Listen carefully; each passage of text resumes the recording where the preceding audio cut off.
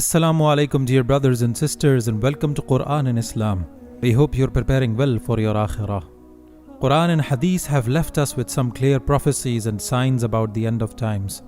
One of the most important prophecies in this regard is the appearance of Imam Mahdi, and after him will appear Dajjal. One hadith narrated by the great Sahabi Thawban, may Allah be pleased with him, who narrated that Prophet ﷺ said, "Three men will fight one another for your treasure, each one of them the son of a caliph, but none of them will gain it. Then the black banners will come from the east, and they will kill you in an unprecedented manner." Then he mentioned something that I do not remember.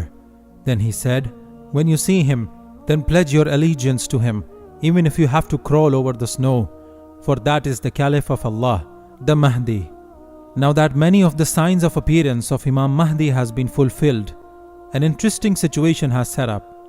The kings of Saudi can see these signs too, and they are trying their best to save and protect their rule. Let's see what these signs are and how the Saudi royal family is trying to cope with them. But remember, brothers and sisters, absolutely no one can possibly fight or prevent what Allah has decided to do.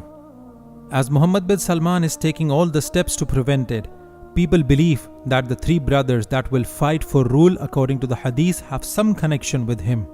King Salman has three sons, and rumors already tell us that he had appointed them to important positions to bring an end to their fight.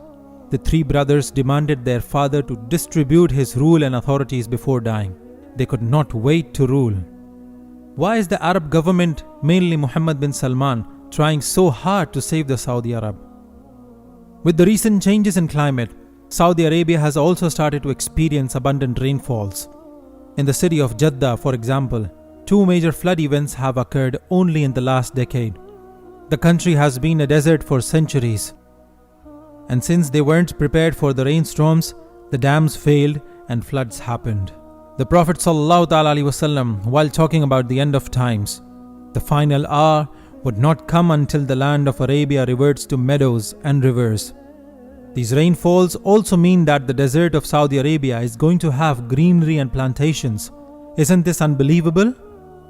Michael Petraglia, talking about the archaeological Green Arabia project, says in an interview, "We looked at satellite images and found that there are literally thousands of ancient rivers that crisscrossed Saudi Arabia. We also now count 10,000 ancient lakes." Civil war has been going on in Syria for the last 11 years and has destroyed a huge portion of the country. The Jews will take over all these areas, including the areas and cities of Saudi Arabia. As the Holy Prophet Muhammad ﷺ has said, when Syria gets destroyed, expect no khair for yourself.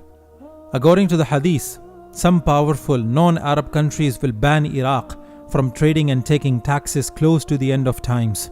Roman countries will ban Syria from trading, and it will eventually be destroyed. All these prophecies have been fulfilled to some extent, and all of them point toward the appearance of Imam Mahdi. As predicted by the hadith, there will be the downfall of the Arab countries by the hand of Jews, the present Israel. Medina will be the only city to contain and protect those with Iman. If you look at the present day scenario, the downfall of Arab countries has already started to happen.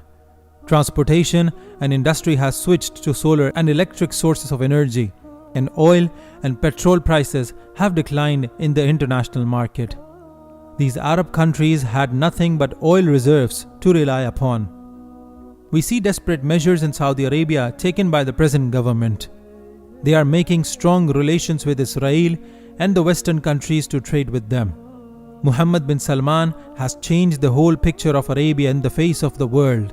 Music concerts, clubs, dance, and signing shows on national TV, all of these are his way of telling the West that Arabia is ready to shake hands with them.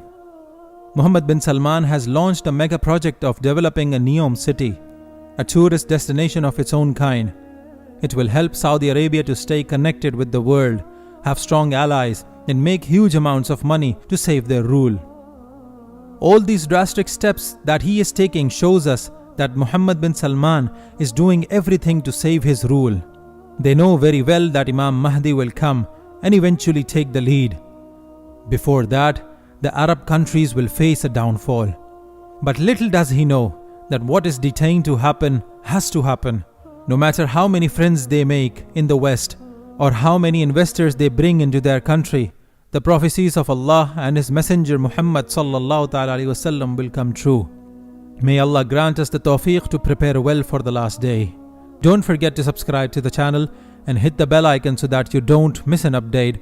Till next time, Assalamu alaikum wa rahmatullahi wa barakatuhu.